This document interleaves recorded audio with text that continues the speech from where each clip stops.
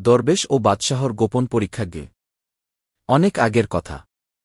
এক রাজ্যে ছিল এক ধনী ও প্রভাবশালী বাদশাহ। তার সম্পদের শেষ ছিল না, তবে শান্তি ছিল না তার অন্তরে। তিনি শুনেছিলেন রাজ্যের এক দরবেশ আছেন যিনি প্রকৃত শান্তির সন্ধান দিতে পারেন।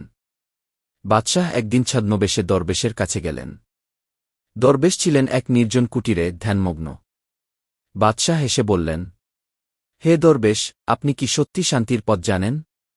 দরবেশ মৃদু হেসে বললেন, শান্তি খুঁজে পেতে হলে প্রথমে তোমার অহংকার ত্যাগ করতে হবে। বাদশাহ একটু রেগে গেলেন, কিন্তু নিজেকে সংবরণ করলেন। কিভাবে বুঝব আমি অহংকারী? দরবেশ বললেন, তুমি এক কাজ করো।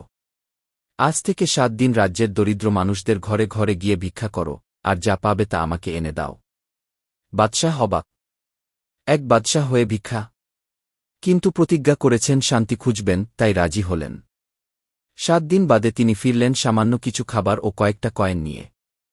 ক্লান্ত ও লজ্জিত, কিন্তু মনের ভেতরে এক ধরনের প্রশান্তি অনুভব করলেন। দরবেশ জিজ্ঞেস করলেন, কেমন লাগল? বাদশাহ বললেন, শুরুতে লজ্জা পেয়েছিলাম, রাগ হচ্ছিল। কিন্তু পরে বুঝলাম এই পৃথিবীতে আমি তেমন কিছুই না। আমার পরিচয়ে গর্ব সম্পদ সবই আল্লাহর দান।